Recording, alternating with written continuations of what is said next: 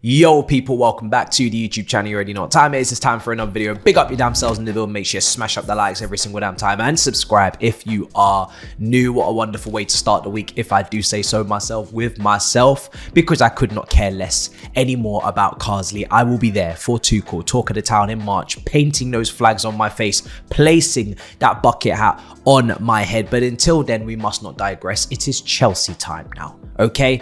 And I'm ready to go on a run. Not literally, not physically, but mentally ready to go on a run. 5 things I want to see from Chelsea before 2025, people, because we have been tiptoeing our way around those heavyweight fixtures. We've been gathering and plucking our points, but now the fixtures are favourable, so they would say. So now it's time to go on a W settings only winning run. I haven't said that in a while because I feel like we've still got some juice in the tank.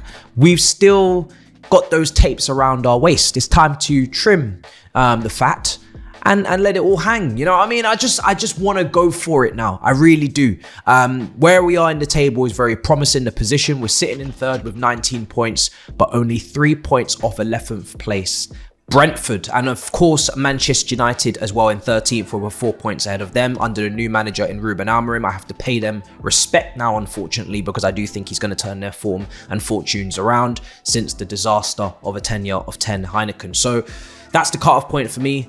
That's where we are. That's where we sit, top of the pack, but now need to bridge the gap. And of course, what are the fixtures to do that? Here they are on screen. A couple of mid-table mafias, a couple top 4 fighters, and of course a couple of relegation rhythms, some newly promoted sides that we've got to pick up maximum points against. But do not take this fixture list for granted. Do not rest on your laurels and think it's going to be a clean sweep. I've seen teams near the bottom really almost at times shock teams at the top. Wolves versus City comes to mind. So let's start with my first thing that I need to see from Chelsea before 2025, and that is the home record. The home record is 2 wins out of 6, 11th in the home table at the moment. We've had some difficult games at home to Arsenal and City, picked up maximum points against Newcastle and of course Brighton, and drew with Palace and Nottingham Forest. I now need to see us make a bit of a run at home, create a fortress, create a culture with the crowd where we are going to win these games, scare the life out of the teams in the tunnel,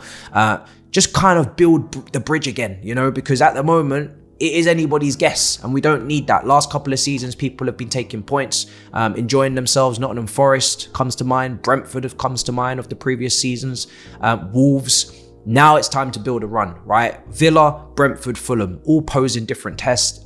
Nice versatility and variety in terms of tactical setups. Hairline maybe from Villa, very bold, very attacking. Fulham, medium, you know, kind of like Nando's, medium, you know, heat in terms of the sauce. And obviously Brentford, extremely physical and very well organised by Thomas Frank when they want to be. So yeah, but they have been conceding goals, but they've also been scoring. So their games have been crazy. But yeah, we need to win all those games, I think. Try and build up some consistency and a bit of a run at home. That's where you really build a good, strong foundation. And I'd like to see it. So second thing I'd like to see before 2025 is a win against a Big Six team. And the only team, officially Big Six team, is Tottenham away. Make a statement, make a mark, make memories. That's what we do.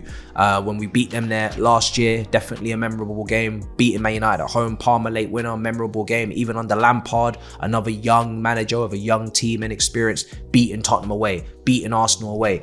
If you're after winning trophies, you want to beat your top teams around you. You want to beat your neighbours, your derbies, win those games. Maresca hasn't done that yet. We've picked up our points. I don't want us to be afraid to lose. I don't want us to be afraid to, you know, we don't want to be beat. We just want to just compete. No. Go and win now. Go and exercise your muscles. Go and flex on them. As Ange Postecoglou is struggling, they're a very knee-jerk team. We don't know what we're going to get from them. Let's make a statement and go and beat them with 11 men, not even 9, right? No excuses. Also, Jorgensen, my third point. Jorgensen, I want to see a Premier League start. I want to see a Premier League start for Jorgensen before 2025. We're going to have a couple of patches of fixtures in the winter period where there is a cluster.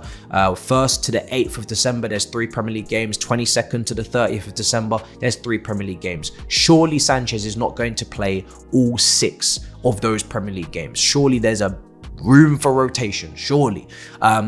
Mainly, I need to see this for 2 reasons. One, because I want to see if he can actually dislodge Sanchez in a competitive environment, not against Asthma Attack, not against Panathinaikos, not against Shamrock. You know, I want to see him in a competitive environment against competitive teams that could take points off us, where he'll have to make saves, he'll have to collect crosses, he'll have to distribute under a more impressive press from the opposition. And let's see if you can actually dislodge Sanchez, who has been he's literally leading in errors leading to goal this season in Europe, joint with another, I think, Ipswich goalkeeper, I'm not sure, but sorry, Southampton keeper. But either or, not good. So try and see if you can compete with him, because second reason is, if you can't, then why were you signed? You know, Petrovic could have just been the number 2. I know he's not got the ball distribution, but if you're not going to rotate or give your second choice keeper a chance, then just play Sanchez. Unless he was to get injured, you're not going to really even see Petrovic in a competitive environment where his ball distribution would be, you know, exposed in the Conference League. So I need to see Jorgensen. That's my big thing before 2025. My fourth thing on this list, and I'm going to have to go into a bit more detail, but I want to see the left half space, you know, players. We got 3 of them. A couple of them on screen in this image, you know, Felix and Cuckoo, even add Chukwuemeka into this. I don't see you guys often. Sometimes you don't even come off the bench. It's time to start contributing. These are favorable fixtures now. At least come off the bench, but even maybe, you know, let's get a system where they could be incorporated and start. I remember Maresca bringing up the fact that Felix and Palmer could start a game together. He's even now alluded to the fact that Nkuku is probably actually not a striker and more of a half space 10. Okay, then can we get 2 of these guys in the team, or can we at least get 1 and move Palmer? But let's talk about that on the tactical pad. Let's see how that could look. Perfect. Okay, so let's get to the tactical pad. How can we get these guys in the team? At the moment, there's nobody on screen, but I'm just going to start putting players in positions real quick. Colwell, let's get Fofana in there. Let's get James as well. Let's get Cucurella. And then we're moving into the midfield with Caicedo. Now, this is where I have to stop. So far, we've been playing Caicedo with Lavia, but of course, we're trying to get an extra attacker in there. So how do we go about doing that? Well, an extra half space player. Now, 2 things. First of all, Neto on the right wing, because of course, Madueke has been quite poor recently. He's not really impressed. And then you get your Palmer in your half space, and you get, let's just go with Nkuku for now, and let's go with, say, a Sancho and Jackson up front. And that means you just invert Cucurella and you go to a 3. And let's talk about last season under Pochettino, last couple of games. This is basically what we saw, Cucurella inverted into the midfield. And of course, then it gets us an extra 10 in the pitch and gets us an extra half space player. That player could be Nkuku, it could be Felix. I don't really care who it is at this point. I just need to see some sort of contribution from either of these 2 in the Premier League, because they have to be good enough to contribute in the Premier League. That's what their price dictates. It's not Nkuku and Felix playing in the Conference League and twirling and spinning against plumbers and you know, electricians. Anybody really of any decent standing can do that. You guys are meant to be Premier League contributors. You're meant to be 18 lifters at the least. Now, that's one way of doing it, that 3-2-4-1. You create that box midfield. Cucurella is very good at inverting in there and giving help, but that means that Lavia and Enzo Fernandez are missing out in this team, because Caicedo has arguably been our player of the season. I think it's actually fair to say he is, especially in these bigger games where Palmer's kind of, you know, drifted off. So that's one way of doing it. The other way is, of course, moving Palmer out onto the right wing. Neto at the moment would go to the left because, of course, he has been the best winger so far this season, with Sancho kind of dipping.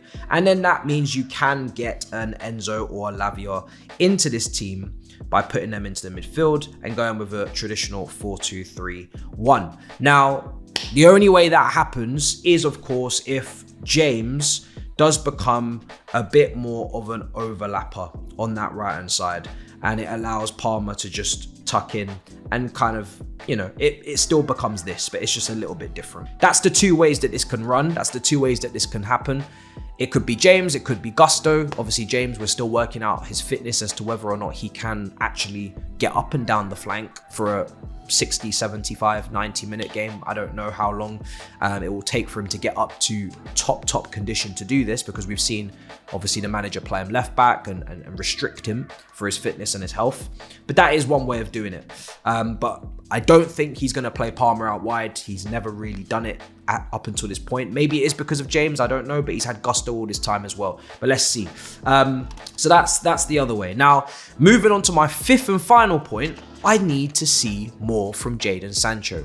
I've mentioned the half space players in Nkuku or Felix or it could be Chukwuemeka. Like I said, I don't really care. You can put Felix in there, you can put Chukwuemeka in there. I think Chukwuemeka is the best almost 8 shuttle bus player if you want to go back to what I said earlier, which was basically adding in a winger here, and let's just put Sancho back in. Chukwuemeka is the best player to go from here to here to here to here in comparison to Nkuku and Felix, right? But let's just stay on Sancho for a second. I need Sancho to start balling out.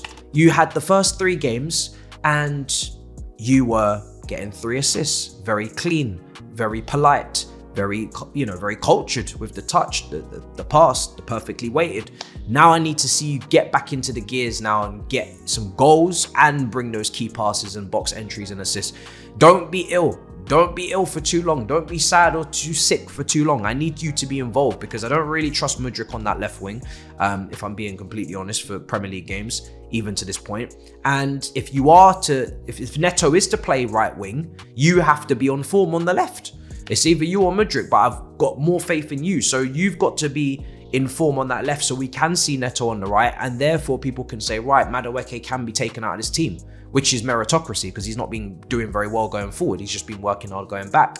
We can't have Neto on the right wing, cutting on his left foot like he did against Arsenal, scoring those goals, crossing with his right foot, giving both, dynamics to his game. We can't have him on the right wing until he's off the left wing. We can't have him off the left wing until Sancho is playing well. So Sancho is my 5th point. My final point, before 2025, I need Sancho to deliver. You need to be giving us goals. You need to be giving us assists. You need to be contributing in the starting 11 in the Premier League in this period because we're almost guaranteed to sign you for a fee, obligation almost, right, on that loan. And you're not young anymore. You're a middle-aged man. Time to act like it. Start delivering consistently, right? It's your last chance at a big club. You and Felix, it's last chance, whether you like it or not. So that is my 5 things, guys. I hope you enjoyed. Let me know in the comments down below if you agree. It was, to fix that home form, to beat a Big 6 team, to start Jorgensen in one of these Premier League games before the end of the year, to see Chukwuemeka, Felix, Nkuku incorporated minimum off the bench, but even most likely potentially in the starting 11 if the manager is hinting at that. And of course, finally, I need to see more of Sancho, which will in turn give us more of Neto on the right wing. Let me know what you think in the comments down below. Make sure you smash up the likes, make sure you subscribe, and I'll see you guys next time. In a bit, people. Peace.